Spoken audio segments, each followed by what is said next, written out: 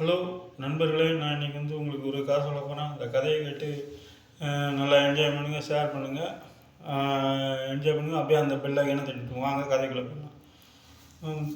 ஹம்பியில் ஒரு பெரும் பணக்காரர் இருந்தாராம். அவர் வாடகை இந்த வாடகை பாத்திரத்தை வாடகைக்கு விட்றது, வட்டிக்கு விட்றது இப்படியே இருந்திருக்கு. அவர் வட்டி விட்டு ரொம்ப ஏழைங்க ரத்தத்தெல்லாம் உறிஞ்சி குடிக்கிற மாதிரி வட்டி, அநியாய வட்டி இந்த மாதிரி விட்டு சம்பாரிச்சுட்டு இருந்திருக்கு. இதை பற்றி எல்லாரும் போய் தெனாலிராமன்கிட்ட சொல்லியிருக்காங்க. ஐயா தெனாலிராம ஐயா, இந்த மாதிரி ஹெம்பியில் அவர் ரொம்ப ஆராதனை பண்ணுறாரு, நீங்கள் சரிப்பா நான் அதை பார்த்துக்கிறேன் அப்படின்றது. சரின்னு ஒரு நாள் தென்னாலி ஐயா எங்கள் வீட்டில் விசேஷம் வச்சுருக்கோம், எனக்கு 2 பாத்திரம் தேவைப்படுது. சரி, அதுக்கு வாடகை 10 தரணும். இந்தாங்க, ஒரு நாளைக்கு 10 வராங்க.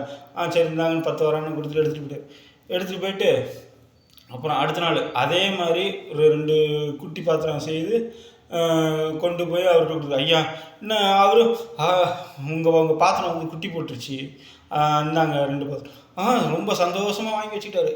அவர் நினச்சிட்டு அந்த வியாபாரி, ஐயோ பாத்திரம் போய் குட்டி போடுமா, சரி நம்மளுக்கு வந்த வரைக்கும் லாபம்னா அவர் வாங்கி வச்சுக்கிட்டாரு. சரி, அப்புறம் அப்படியே இருந்தது. அப்புறம் ஒரு வாரம் ஆச்சு. ஒரு வாரம் ஆகி திருப்பி ஐயா இந்த மாதிரி நான் விசேஷம் வச்சுருக்கேன், இந்த மாதிரி அங்கே சாப்பாடு போகணும், இந்த வாட்டி கொஞ்சம் நிறையா பாத்திரம் இந்தாங்க, எல்லா பாத்திரத்துக்கும் பொட்டெல்லாம் வச்சு என்னங்க இது பாத்திரத்துக்கு எல்லா பாத்திரமும் கர்ப்பமாக இருக்குது, அது நாளைக்கு இன்னும் 2 நாளில் குட்டி போட்டுரும், நீங்கள் இருந்தாலும் நீங்கள் அவசரம் கொடுக்குறீங்களா, அதனால் கொடுக்குறேன், நீங்கள் கொடுக்கும்போது குட்டியோடு கொண்டாந்து கொடுக்கணும். சரி நான் கொடுத்துட்றேன் அப்படின்ட்டு அவரும் வாங்கிட்டு போயிட்டோன்னா இவரும் அடுத்த நாள் பார்த்துருக்காரு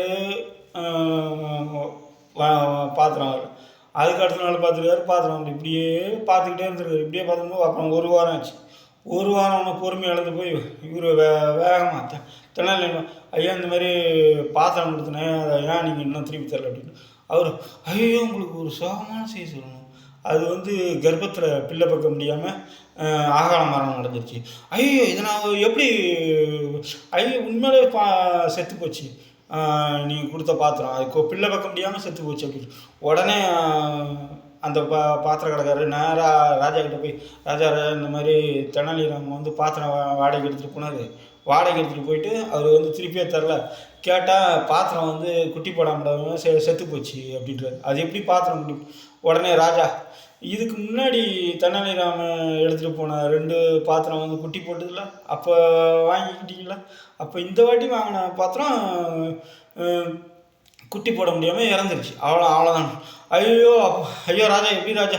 உடனே தெனாலிராமனை கூப்பிட்டு, இனிமேட்லேருந்து இந்த மாதிரி அநியாயம்லாம் பண்ணுறவளெல்லாம் வச்சுக்கூடாது, ஒழுங்காக இருக்கணும் அப்படின்னு பாத்திரத்தை திருப்பி விடுதாங்க. அப்புறம் பாடம் பண்ணோன்னே அதோடு அந்த பெரும் வணிகர் நிலக்காரர் நல்லவராகி அப்புறம் நல்லவராகிட்டார்.